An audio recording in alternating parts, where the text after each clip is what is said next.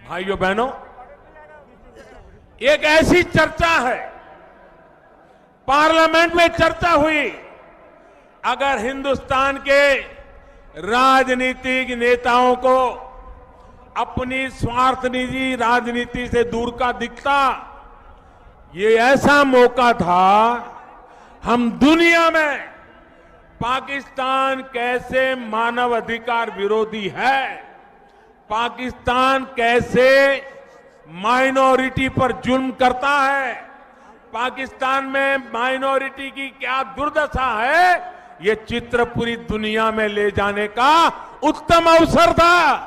लेकिन इन्होंने उल्टा कर दिया, क्योंकि उनको देश नहीं, उनको उनका दल दिखता है। इसके कारण देश की भलाई के लिए और दुनिया में पाकिस्तान के करतूतों को खुला करने का मौका भी इन लोगों ने गंवा दिया।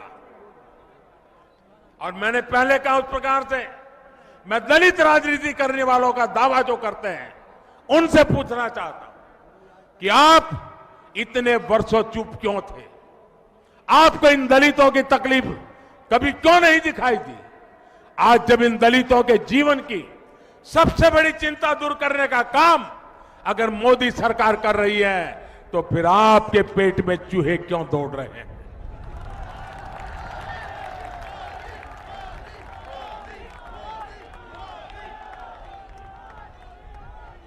साथियों, यहां दिल्ली में ही मजनू का टीला में 2 हफ्ते पहले ही ऐसे ही एक शरणार्थी के कैंप में एक बिटिया का जन्म हुआ और उसके मां बाप ने उस बेटिया का नाम नागरिकता रख लिया। नागरिकता। मैं जरा ये हुड़दंग मचाने वालों से और उनके पीछे रिमोट कंट्रोल से राजनीति करने वालों से कहना चाहता हूं, अगर इस नागरिकता नाम की बेटी का जीवन आसान होता है, अगर उसके मां बाप की जिंदगी आसान होती है, अगर भारत के किसी भी नागरिक की समस्याओं का समाधान होता है, तो आपको तकलीफ क्यों होती है? देश में दशकों से रह रहे लाखों गरीबों, सताए हुए शोषित दलित परिवार जो उत्पीड़न के कारण उनको भारत आने के लिए मजबूर होना पड़ा है, मुसीबत के मारे आए हैं, अपना धर्म, अपना सम्मान, अपनी बेटियों की इज्जत बचाने के लिए आए हैं। मैं जरा इन लोगों से पूछना चाहता हूं, आपको उनसे दुश्मनी क्या है? साथियों, जब धार्मिक अत्याचार की वजह से कोई भारत की शरण में आता है, तो यहां आकर अपने सीमा पार करके किसी भी तरह अगर हिंदुस्तान में पहुंच जाता है, तो सबसे पहले वो किसी न किसी सरकारी दफ्तर में जा पहुंचने की कोशिश करता है। छोटा सा भी सरकारी मुलाजिम मिल जाए तो उसके पास जाता है, नजदीक में पुलिस थाना है तो वहां जाता है और हाथ जोड़ करके खुद कहता है कि मैं पाकिस्तान से आया हूं, मुझे आना पड़ा है, मेरी जिंदगी बचाने के लिए आया हूं, आप मेरी मदद कीजिए। वो छुपाता नहीं है। आज भी ये लोग खुलेआम इंटरव्यू दे रहे हैं कि हम पाकिस्तान से, बांग्लादेश से, अफगानिस्तान से आए हैं, आना पड़ा है। लेकिन जो घुसपैठिया है, न वो इंटरव्यू देता है, न प्रेस से बात करता है, न पुलिस को बताता है कि मेरी मदद करो। वो आकर के छिप जाता है और कहीं न कहीं अपना जीवन स्थिर करने के लिए जुगाड़ लगा देता है, और जो एजेंट होते हैं उनको मजदूरी का कुछ हिस्सा देता रहता है। भाइयों बहनों, बड़ा सीधा साधा फर्क है। घुसपैठिया कभी अपने आप को अपनी पहचान होने नहीं देता और शरणार्थी कभी अपनी पहचान छुपाता नहीं है।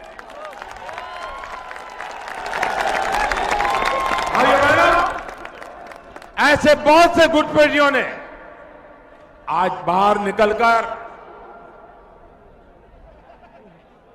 किस प्रकार की बातें कर रहे हैं, सच क्यों नहीं बताते हैं? भाइयों बहनों, उन्हें डर लग रहा है कि उनकी सच्चाई अब सामने आ जाएगी। साथियों, रिफ्यूजी का जीवन क्या होता, बिना किसी कसूर के अपने घरों से निकाल देने का दर्द क्या होता है, ये दिल्ली से बेहतर कौन समझ सकता है? यहां का कौन ऐसा नहीं है जहां बंटवारे के बाद किसी रिफ्यूजी का बंटवारे से अल्पसंख्यक बने भारतीय का आंसू न गिरा हो। सड़क पर हो रहा ये का बवाल उनके आंसुओं का अपमान है या नहीं? मैडम, आपके लिए सेकंड डिनर। तेजाब छिड़कने वाला पाप है कि नहीं है? साथियों, मैं फिर से स्पष्ट करना चाहता हूं, सिटीजनशिप अमेंडमेंट एक्ट, संविधान संशोधन कानून किसी की भी नागरिकता छीनने के लिए नहीं, ये नागरिकता देने के लिए है। हमारे 3 पड़ोसी देशों के वो अल्पसंख्यक 2004 की वजह से वहां से भागकर भारत आने के लिए मजबूर हुए हैं, उन्हें इस एक्ट में कुछ मदद की गई है, रियायत दी गई है, कुछ डील दी गई है। और ये रियायत भी मोदी की सोच है ऐसा मानने की जरूरत नहीं है। ये रातों रात मोदी को विचार आ गया इसलिए मोदी ने कर दिया, ऐसा नहीं है। ये रियायत महात्मा गांधी की भावना के ही अनुरूप है। महात्मा गांधी ने कहा था, कम से कम ये लोग जो महात्मा गांधी को लेकर के देश पर बातें करते रहे और आज भी गांधी सरनेम का फायदा उठाने की बातें करते हैं, जरा वो कान खोल करके सुन लो। गांधी जी ने कहा था, गांधी जी ने कहा था, मोदी को मानो या ना मानो, अरे गांधी को तो मानो। महात्मा गांधी ने क्या कहा था?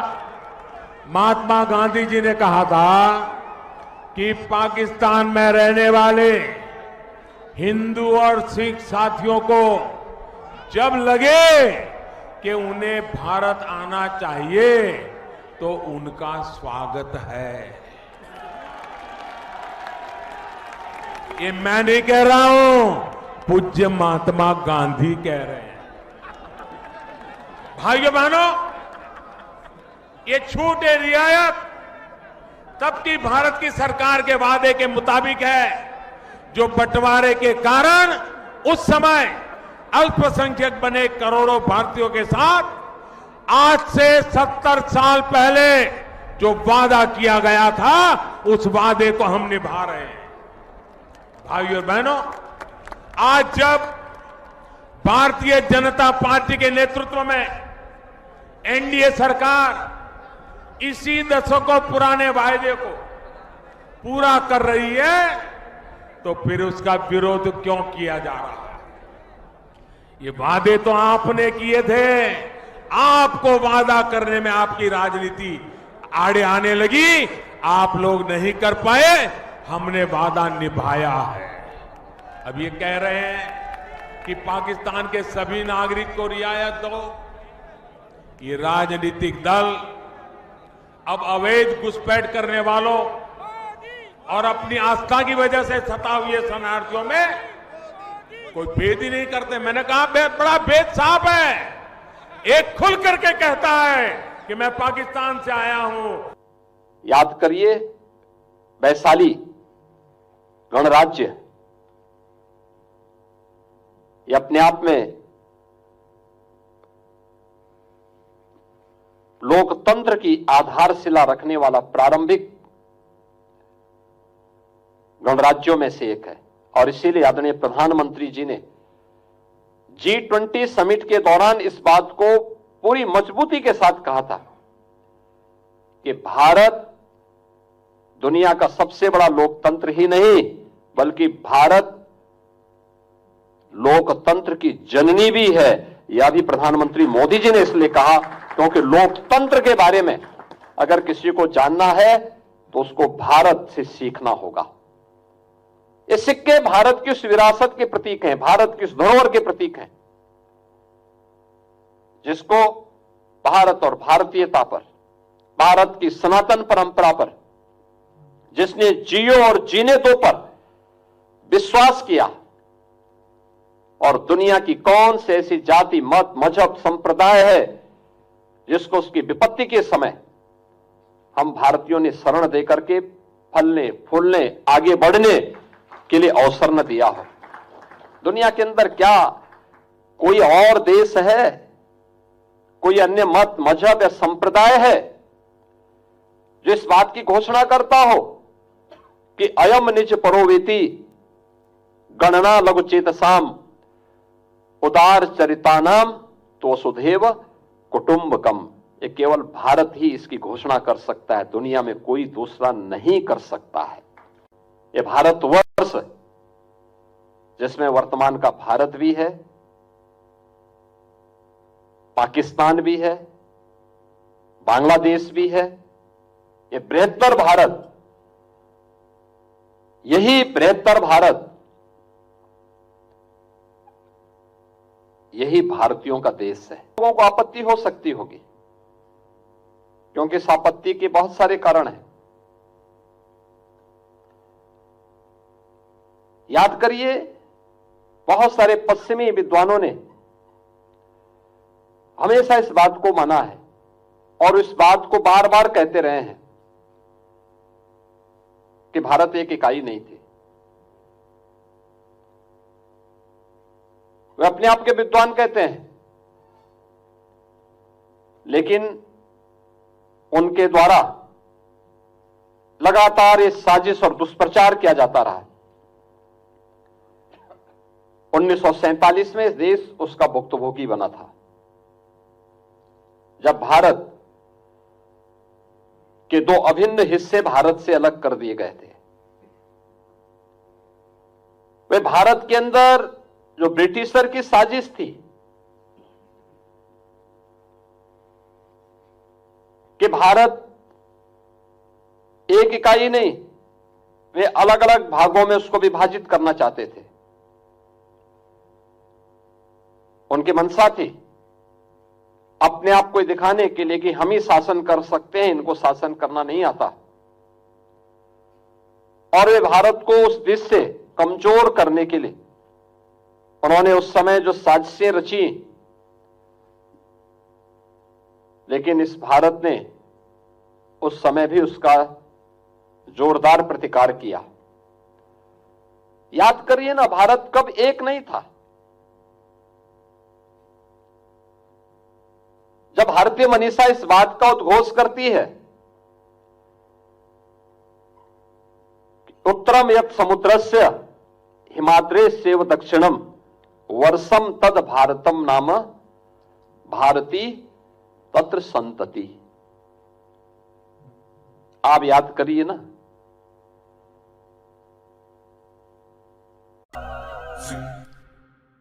क्या है भारत की हजारों वर्षों की इस विरासत का प्रतीक है जो हिमालय से सुदूर दक्षिण तक समुद्र पर्यंत तक फैले हुए विस्तृत भूभाग को भारतवर्ष के रूप में जानता है। यह भारतवर्ष जिसमें वर्तमान का भारत भी है, पाकिस्तान भी है, बांग्लादेश भी है, ये बृहत्तर भारत, यही बृहत्तर भारत, यही भारतीयों का देश है। आज के जो पाश्चात्य इतिहासकार हैं, इनको 2000 वर्ष पुरानी किसी भी बारे में कोई जानकारी नहीं है। 2000 वर्ष पुरानी का मतलब उनका यह मानना है कि 2000 वर्ष पहले कुछ था ही नहीं, और उस समय की उनकी जो धारणा है वह तो आप उनके विभिन्न ग्रंथों के माध्यम से देख सकते हैं। लेकिन भारत ने कभी भी हमेशा से तथ्य और प्रमाण को सामने रख करके फिर उसको अपने सामने प्रस्तुत किया। काशी के सिक्के भी हैं, अयोध्या के भी सिक्के हैं, कौशाम्बी के हैं, पांचाल जनपद का भी है, मथुरा का भी है। यानी उन सभी क्षेत्रों से जुड़े हुए दुर्लभ सिक्के, और उसमें भी उनकी ये सिक्के कुछ तो